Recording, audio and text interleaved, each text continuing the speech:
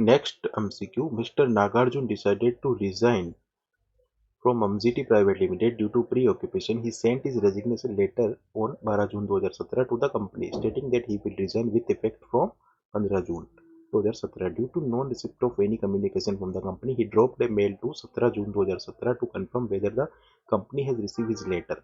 Finally, company has received the letter on 25 June 2017. In this case, from which date the resignation will be effective? तो ये section 168 में दिया हुआ है जहाँ पे रेजिग्नेशन के प्रोविजन है।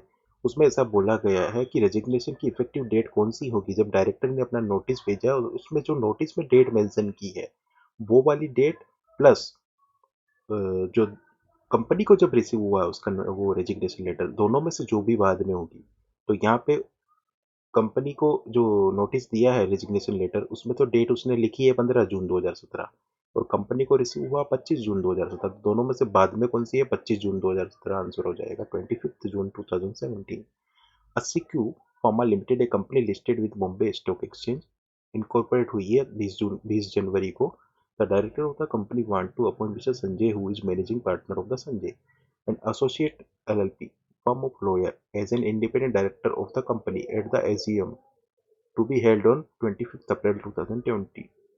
Mr. Sanjay is acting as a legal advisor to Genesis Laboratory Limited, which is associate company of Atsiku Limited. Advocate Sanjay charge consultancy fees as given below. अब उसमें पूछा है आइडेंटिफाई, तो ये वाला जो सेक्शन 149 सब सेक्शन 6 में जो कंडीशन दी हुई है इंडिपेंडेंट डायरेक्टर की एलिजिबिलिटी क्राइटेरिया, वहां से उसमें एक प्रोविजन ऐसा है ना कि अगर कोई पर्सन खुद या फिर उसका रिलेटिव अगर any of the preceding 3 financial year में किसी लीगल कंसल्टेंसी फर्म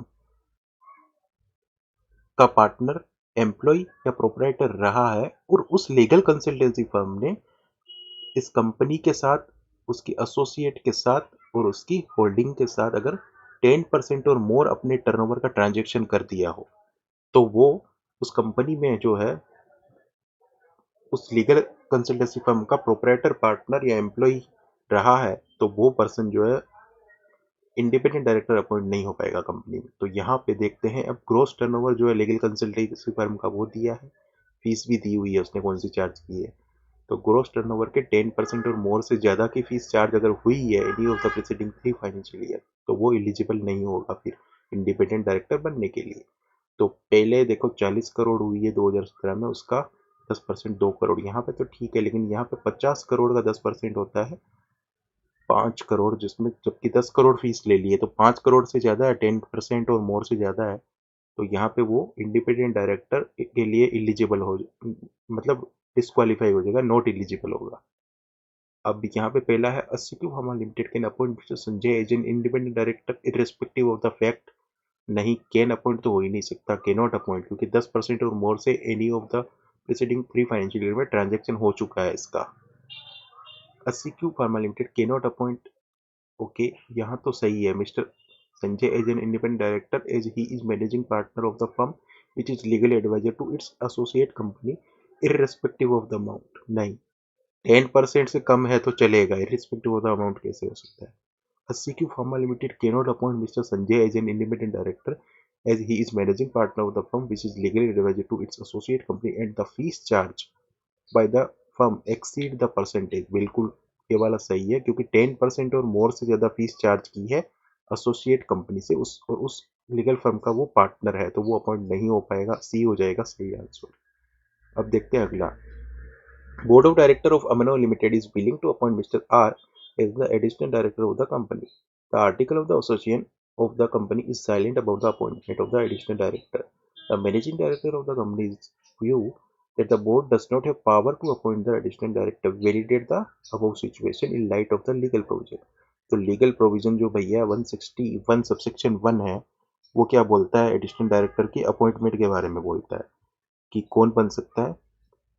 आर्टिकल अगर ऑथराइज करते हैं किसी पर्सन को, तो बोर्ड ऑफ डायरेक्टर, नहीं सॉरी, किसी पर्सन को क्या, आर्टिकल अगर ऑथराइज करते हैं बोर्ड ऑफ डायरेक्टर को, तो वो अपॉइंट कर सकते हैं एडिशनल डायरेक्टर। ठीक है, तो एन ऑर्डिनरी रिजोल्यूशन नहीं, एन स्पेशल रिजोल्यूशन नहीं, provision in article of association is needed. Board of director को पावर आर्टिकल ऑफ एसोसिएशन से मिलना चाहिए, तो आंसर हो जाएगा C. Mister Z is propose to be appointed as the director in public company. Okay, एक public company में वो डायरेक्टर बनना चाहता है, ठीक है मिस्टर जेड। और ऐसा बोला है कि वो पहले से एक गवर्नमेंट कंपनी में डायरेक्टर है, और पहले से 2 सेक्शन 8 में डायरेक्टर है, 8 पब्लिक कंपनी में डायरेक्टर है, 9 प्राइवेट कंपनी में वो डायरेक्टर है, और उन 9 में से भी 2 जो है ना वो प्राइवेट लिमिटेड कंपनी, वो सब्सिडी है पब्लिक कंपनी की। अब अपने को पूछा है कि क्या मिस्टर जेड को डायरेक्टरशिप एक्सेप्ट कर लेनी चाहिए। तो देखिए यहाँ पे पब्लिक कंपनी का डायरेक्टर बनना चाहता है, पहली बात तो ये है। तो पहले से वो प्रोविजन क्या बोलता है इसमें, प्रोविजन ऐसा बोलता है, जो 165 है सेक्शन, उसमें ऐसा दिया हुआ है मैक्सिमम डायरेक्टरशिप के बारे में, कि भाई कितने में बन सकता है एक बंदा डायरेक्टर, वो 20 कंपनी में बन सकता है, ऐसा 165 में बोला है। उस 20 में से भी 10 जो है पब्लिक कंपनी, 10 ही हो सकती है, 10 से ज़्यादा नहीं हो सकती। और दूसरा, जो पब्लिक कंपनी की सब्सिडी या होल्डिंग है वो भी मतलब प्राइवेट लिमिटेड की जो सब्सिडी और होल्डिंग है वो भी पब्लिक ही मानी जाएगी, ठीक है।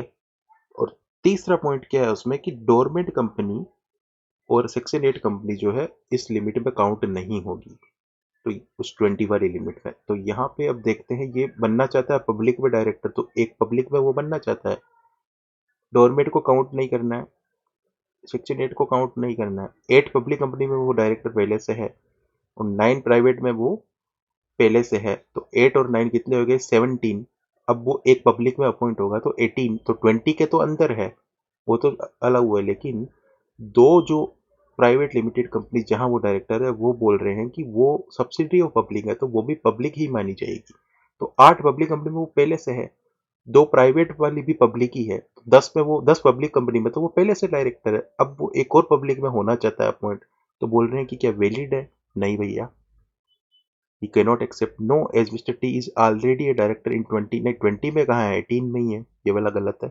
No, mister T is already a director in 10 public company, तो ये वाला सही है, वो 10 में पहले से है, तो 11वीं में नहीं बन सकता है, बनना है तो एक में रिजाइन करना पड़ेगा। ABC limited is government company, okay government company के बारे में आ गया, उसमें वो 14 में ऑलरेडी डायरेक्टर बन के बैठा है गवर्नमेंट कंपनी में। They are willing to appoint 2 more director in the company to enable the effective management. अक्स जो मैनेजिंग डायरेक्टर वो बोल रहा है कि अगर 14 में वो पहले से है, 2 में और बन जाएगा तो भैया वोलेशन हो जाएगा। तो अपन को जो है ये सेक्शन 149 में दिया गया है कि गवर्नमेंट कंपनी के बारे में, मतलब 149 में अपने को लिमिट दी गई है, मिनिमम कितने में डायरेक्टर बन सकता है और मैक्सिमम कितने में डायरेक्टर बन सकता है एक बंदा। मिनिमम तो एक, मतलब एक कंपनी में कितने मिनिमम होने चाहिए डायरेक्टर और कितने मैक्सिमम। तो एक कंपनी में ओपीसी में एक हो सक मिनिमम रखना है, प्राइवेट में 2 और पब्लिक में 3, ठीक है। और मैक्सिमम के लिए 15 बोला गया है वहाँ पे। उस 15 में भी अगर उससे ज़्यादा करना है तो स्पेशल रिजोल्यूशन पास करवा लो, करवा सकते हो। लेकिन जो क्वेश्चन ये आया है उसमें ऐसा बोला गवर्नमेंट कंपनी, तो गवर्नमेंट कंपनी को तो एग्जेम्पशन है, 15, ये 15 वाली जो मैक्सिमम लिमिट है गवर्नमेंट को नहीं लगेगी, और ना ही उनको स्पेशल रिजोल्यूशन पास करवाने की नीड है। तो अपॉइंटमेंट ऑफ, ऑप्शन ए देखते हैं, appointment of more than 15 director is वोलेशन। नहीं भैया, गवर्नमेंट कंपनी है उसको एग्जम्प्ट है। Appointment of more than 15 director can be done, नहीं कोई स्पेशल कुछ जरूरत नहीं है। The company act is silent about the, नहीं भाई कंपनी एक्ट ने साफ साफ एग्जामेशन दिया है गवर्नमेंट कंपनी को। Government company is exempt from the provision of, ये आंसर हो जाएगा इसका सही।